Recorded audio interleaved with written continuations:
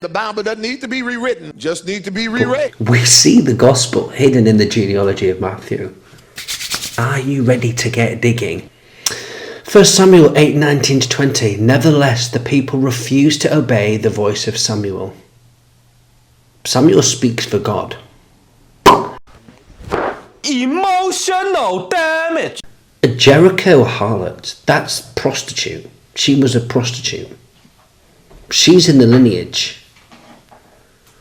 Ruth, Gentile, Moabite, grafted in through grace, needed for the lineage of Christ. Now the Jews accept the books, and the babies would feast off its mother.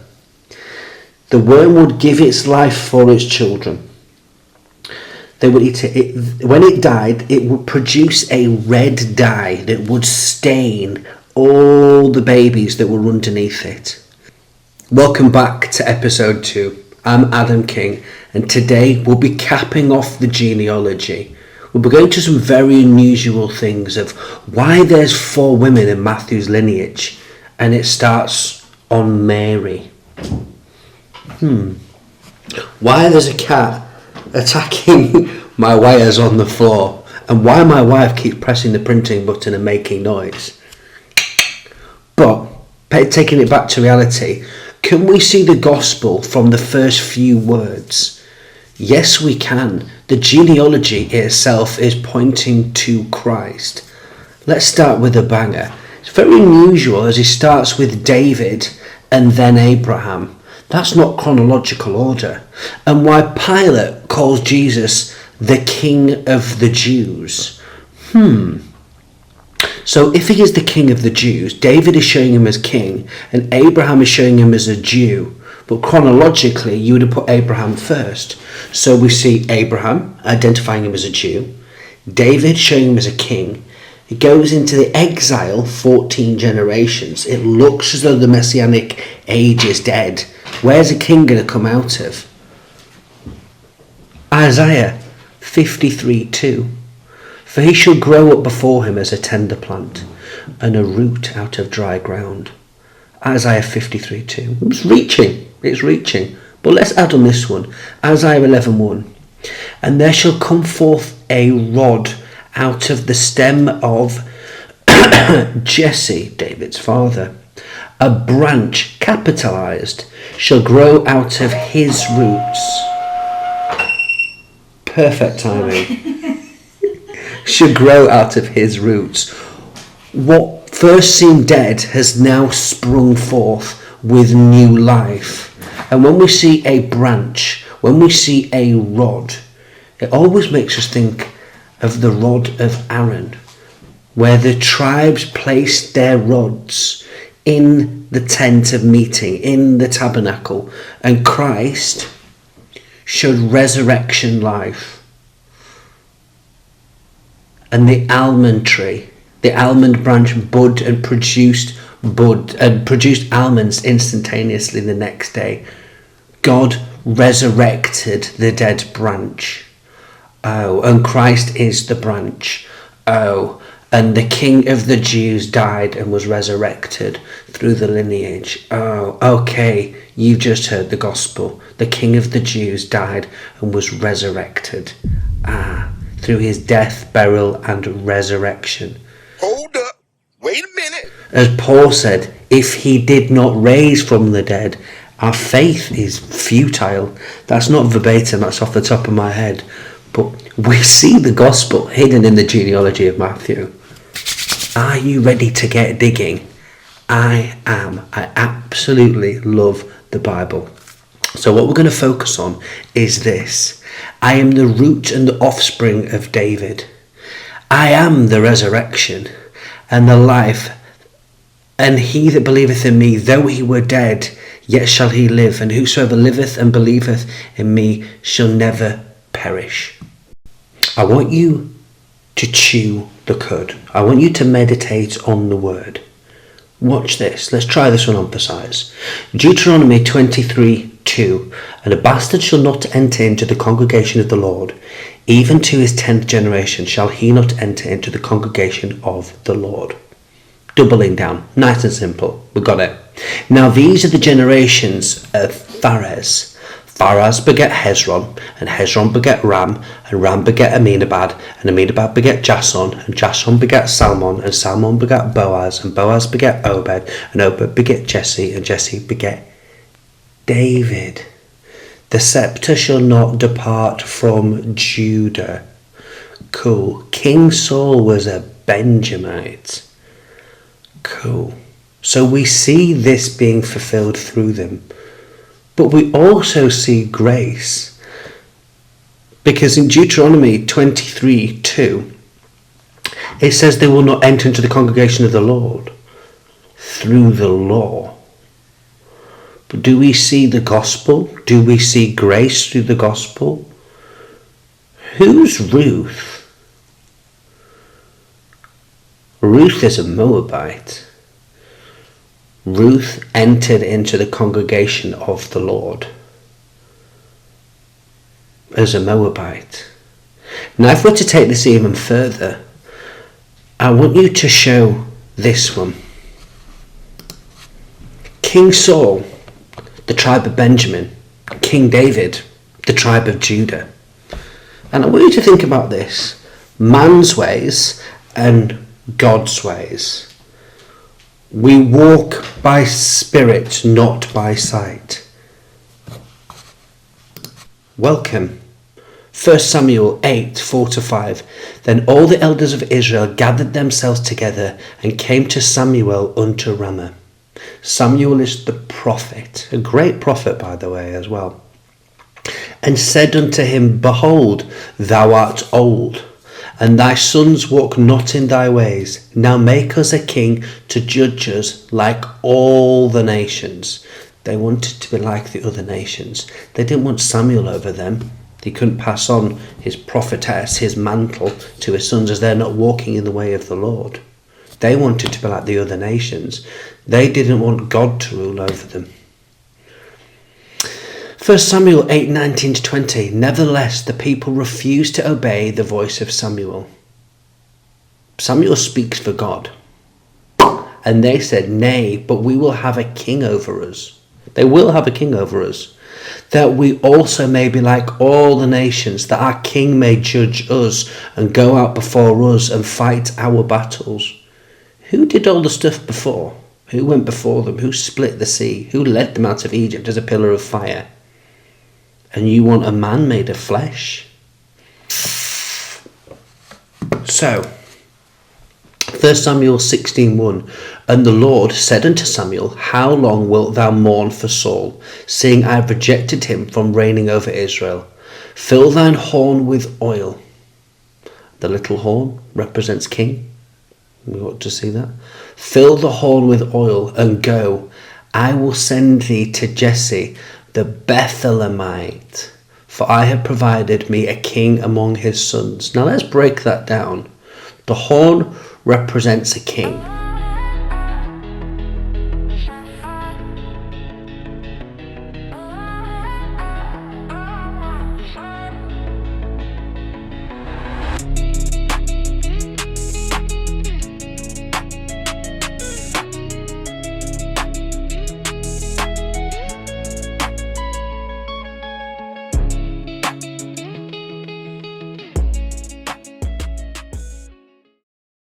The oil represents the Holy Spirit. When you crush an olive, it produces oil. That's why you have Gethsemane, the olive press. Christ is crushed. Christ being the olive, he drops blood, crushed, bruised for our iniquities.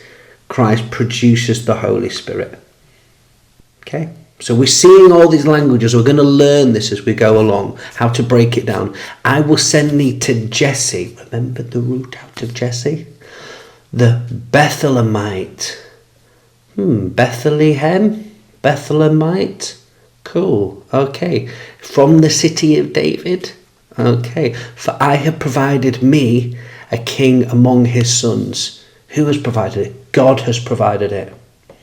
Out of his sons. But the Lord said unto Samuel, Look not on his countenance. Don't look at him on his countenance to Samuel. Don't look at his countenance. Saul was head and shoulders above everyone else. Handsome, strong man. The people wanted a king. He gave them a king. Oh, this is what you look at. God looks at the heart. And David in his psalm said, search my heart, O Lord. God doesn't see the things the same way we do. I have refused him, for the Lord seeth not as a man seeth. For man looketh on the outward appearance, but the Lord looketh on the heart.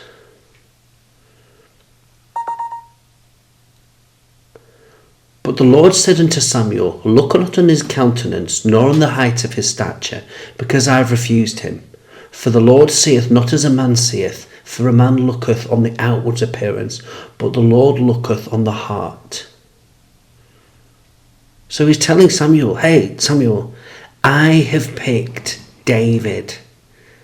David is from the tribe of Judah. You will anoint him king. Don't look at his height and his stature. He is small. God uses the small things. Why? To show his power. If you put two heavyweight boxers in, one heavyweight boxer beats the other heavyweight boxer, you go, okay, 50-50. If you use an atom weight little fighter and you put him against a heavyweight and he beats him, you start to question how. How is this possible? God doesn't do things the same way that we do. His ways are above our ways. So telling Saul, hey, telling Samuel, hey, Saul was head and shoulders above the rest. He was massive. He was handsome. I gave people what they wanted. This is how I work. Don't look with your eyes. Look with your spiritual eyes. Acts 13:22. And when he had removed him, he raised up unto them David to be their king, to whom also he had given testimony and said, I have found David the son of Jesse, a man after mine own heart, which shall fulfill all my will. David was after God's heart. 1 Samuel 16:12-13. And he sent and brought him in. Now he was ruddy and withal of a beautiful countenance. He's not good looking. And goodly to look at, and goodly to look to. And the Lord said, arise, anoint him, for this is he. He's small, ruddy in complexion, not good looking, not good skin, red faced, working out in the field. Wasn't even brought before him, if you read the full text. Then Samuel took the horn of oil, anointed him in the midst of his brethren, and the Spirit of the Lord came upon David from that day forward. So Samuel rose up and went to Ramah.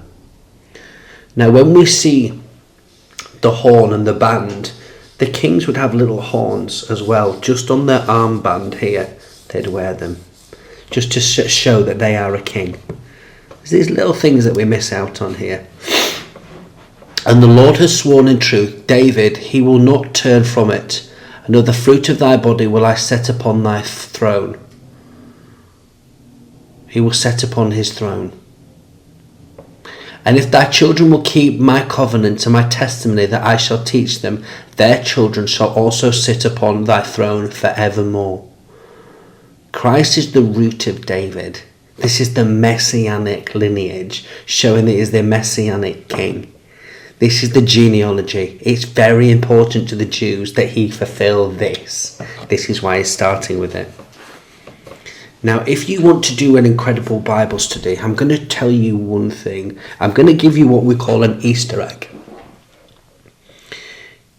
King Saul the Benjamite and Saul the Benjamite.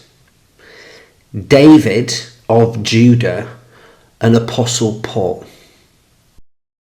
One integrated design. The New Testament is in the Old Testament concealed. The Old Testament is in the New Testament revealed. If you want to see that King Saul is a type and shadow of Saul, and Paul and King David are the type and shadow. The same things that happened, the persecution of the church, God's anointing, everything is pointing to Saul having his heart changed and being born again and being called Paul, one of the greatest apostles. Very interesting Bible study, but I could spend an hour on that one, and we're just trying to keep it narrowed down into the scriptures of Matthew. So we're going to go and focus a little bit on these ladies, and I want you to kind of step back.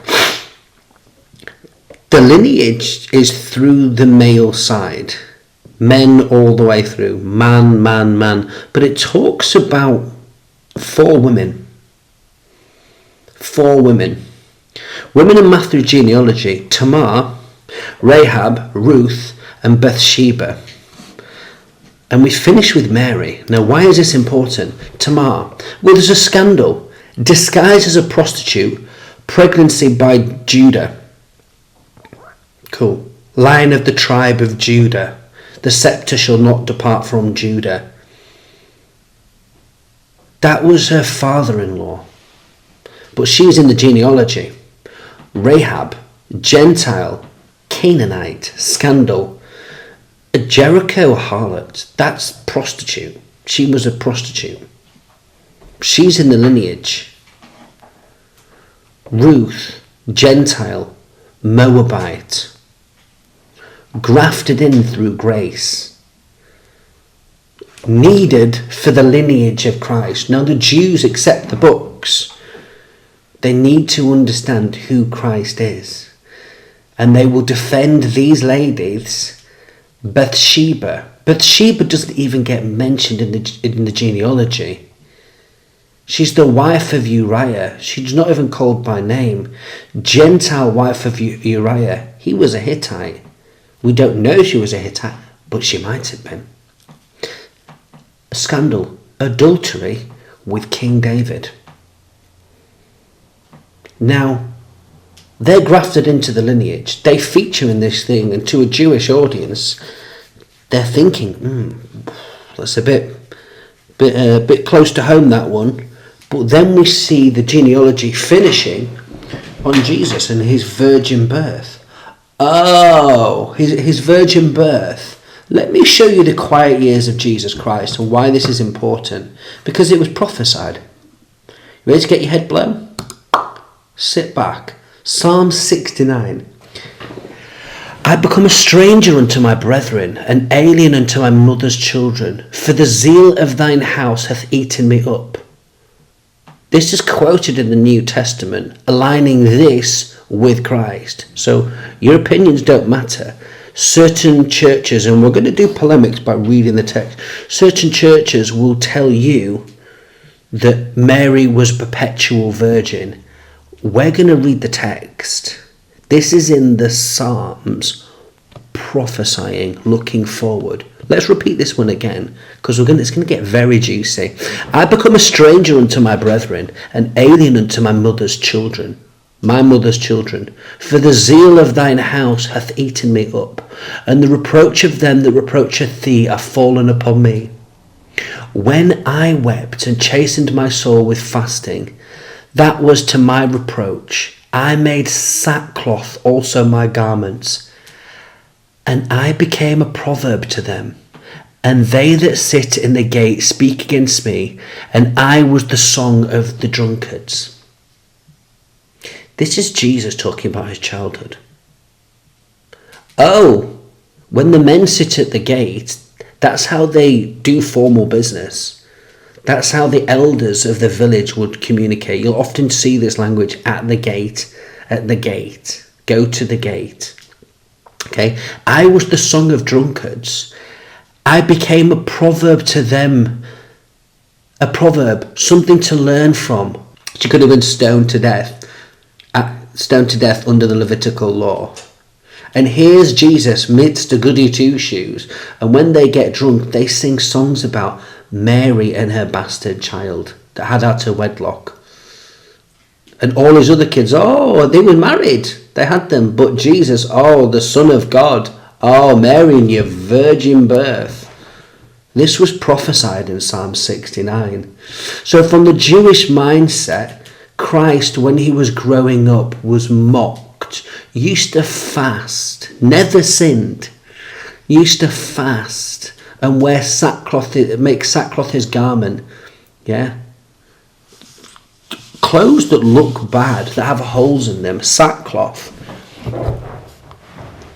He was a boy acquainted with sorrow.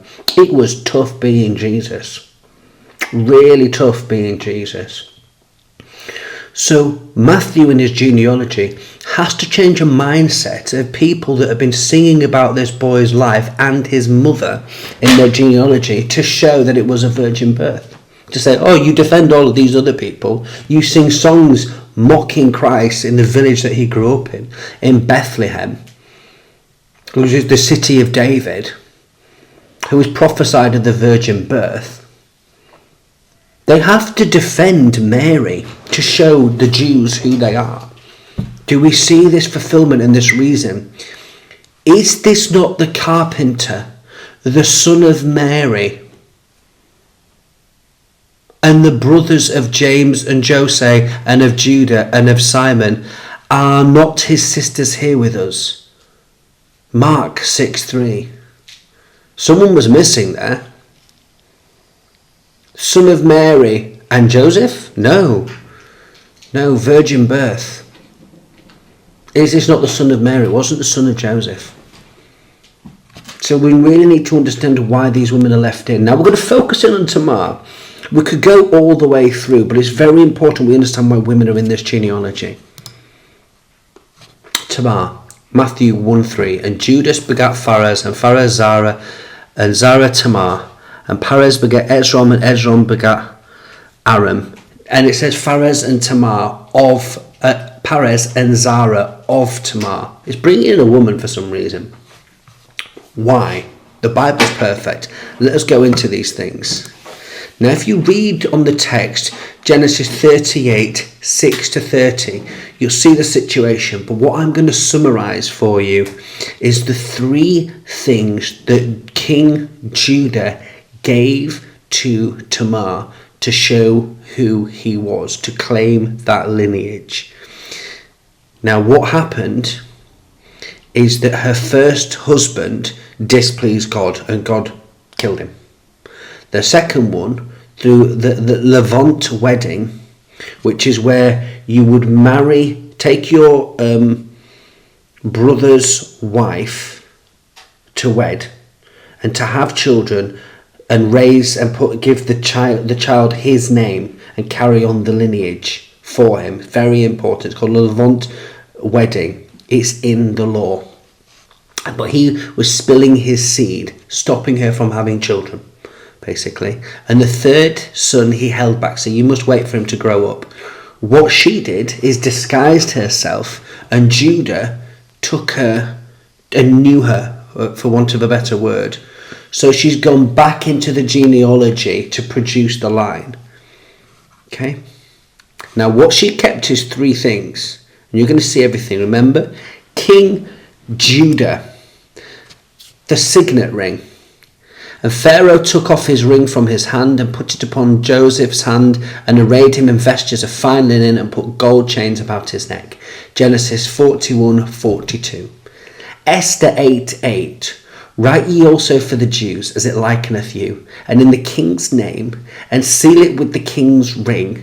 For what is written in the king's name and sealed with the king's ring may no man reverse. I think that has a double application here. We are reading the King James Bible. Haggai 2:23. And in that day, saith the Lord of hosts, I will take thee, O Zerubbabel, my servant, the son of Shealtiel, saith the Lord, and I will make thee as a signet, for I have chosen thee, saith the Lord of hosts. The signet ring is representing power, authority, kingship. The next thing, the cord. Genesis 38:18, Tamar, bracelet, pledge. And he said, what pledge shall I give thee? And she said, thy signet and thy bracelet and the staff that is in thine hand. And he gave it to her and came in unto her, and she conceived by him. Genesis 38:28, Tamar, red thread bound on the hand. And it came to pass, when she travailed, that the one put out his hand, and the midwife took and bound upon his hand a scarlet thread. Remember that scarlet thread, what it represents. It's the blood of Christ. Saying, this came out first. Joshua 2:18-21. Rahab, scarlet cord, line in the window. Behold, when we come into the land, thou shalt bind this line of scarlet thread in the window which thou didst let us down by, and thou shalt bring thy father and thy mother and thy brethren and all thy father's household home unto thee. And she said, according unto your words, so be it. And she sent them away, and they departed, and she bound the scarlet line in the window. That cord, that bloodline, that scarlet thread. What does the scarlet thread point to? Psalm 22, Christ demonstrated it, and creation testifies of its creator. I am that worm. Christ speaking in first person. What does it mean? I am that worm. Well, the priest class would produce from a worm, I believe it's tool, but I'll put the imagery up so we get this correct. A worm that doesn't look like most worms, that would crawl up onto wood, attach itself onto the wood, give birth, and the babies would feast off its mother. The worm would give its life for its children. They would eat it. When it died, it would produce a red dye that would stain all the babies that were underneath it. On the third day, it would turn pure as white, white as snow, and then it would fall off. And those babies, those worms, would never lose that red dye. And that is the red dye the priests used. That is the red dye that the scarlet rope was used. It's only found in that area. He's saying he is that worm. Psalm 22. So this cord is talking about the blood. The ring is talking about the authority. The staff. Genesis 49:10. The scepter shall not depart from Judah, nor a lawgiver from between his feet until Shiloh come. And unto him shall the gathering of the people be. Christ, Shiloh. Exodus 4:17. And thou shalt take his rod in thine hand, wherewith thou shalt do signs. What rod is that? Aaron's rod that resurrected, which was the almond tree that was brought back to life. Okay, he's saying he is the resurrection. Psalm 23, he restoreth my soul, he leadeth me in the paths of righteousness for his name's sake. Yea, though I walk through the valley of the shadow of death, I will fear no evil, for thou art with me. Thy rod and thy staff, they comfort me. When we put all of these things together, what do we have? Tamar, keeping the lineage going back to King Judah. Yeah? The Lion of Judah, the King of Kings, with the signet ring, with the staff and with the cord, pointing to leadership, authority, blood. All of these items are showing who Christ is in this one story. King Messiah, David of the Davidic kingdom, coming through, all finishing up and pointing at Christ, saying to the Jews, this one who you mocked, you stand up for these women, who through the lineage are showing that he is the promised Messiah. He is fulfilling all of these things. Here is the virgin birth. Here is the one that you were mocking in Psalm 69. Here is the gospel written out for you. David, Abraham, resurrection. The King of the Jews, resurrected and born again.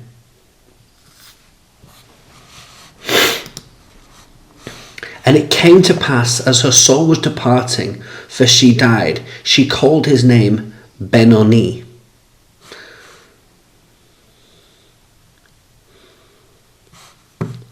Let's have this one in here.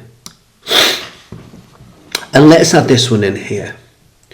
Bethlehem. Did Bethlehem appear out of nowhere? I don't think so. David, Bethlehemite. Jesse, Bethlehemite.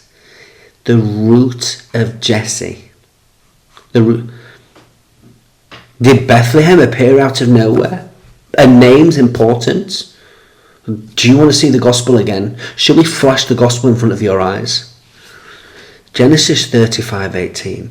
And it came to pass, as her soul was departing, for she died, she called his name Ben-Oni, but his father called him Benjamin. Ben means son, son of. Ben-Oni, son of sorrow. He is despised and rejected of men, a man of sorrows, acquainted with grief. Christ. It was difficult. Benjamin, son of the right hand. And the Lord said unto my Lord, sit thou at my right hand. This all happened where? On the way to Bethlehem. Guys, I really want you to fall in love with the scriptures. I really want you to fall in love with the scriptures. You've just heard the gospel in two names. And it's Rachel was giving birth to who we call Benjamin, the tribe of Benjamin. Ben-Oni, son of sorrow, quickly changed to Benjamin, son of the right hand, in Bethlehem. The gospel. So, are we ready to read the scriptures? Guys, we have just skimmed the surface. I came to my faith through evidence-based apologetics. I want people to trust the scriptures. In episode 1, I paused on Ivan Panin and his heptatic structure underneath Matthew and the long ending of Mark that wasn't in the scriptures, the early manuscripts. Irrelevant. And then this guy as well. I implore you, if you really want to dig deep, go research further. My job is to point you to the greatest teachers and the best evidence to build your faith, because without faith is it impossible to please God. But we're going to move actually into the story, and don't worry, I think it gets even juicier. So God bless you. Join me on episode 3 where we start reading the text. Christ is King.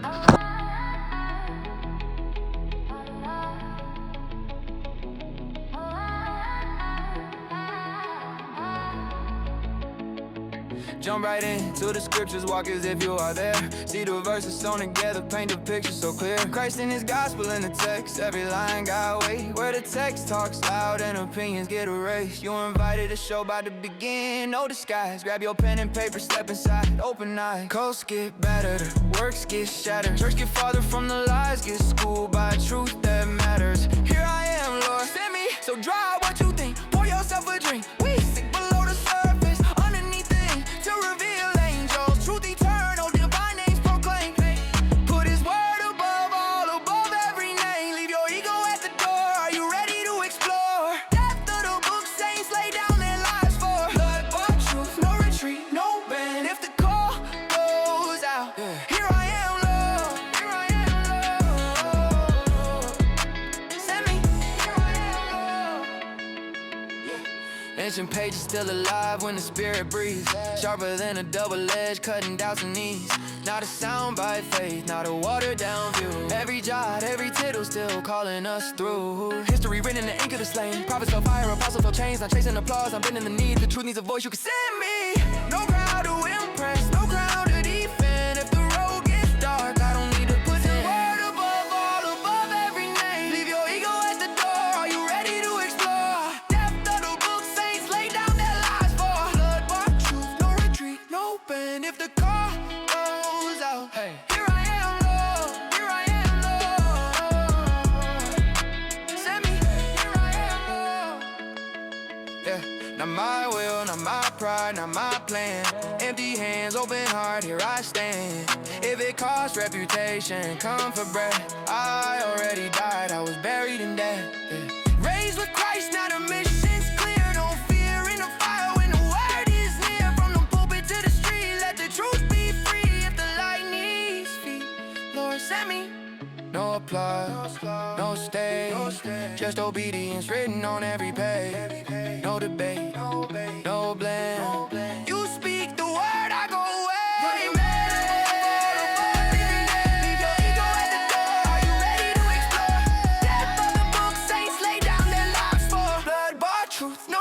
no bend.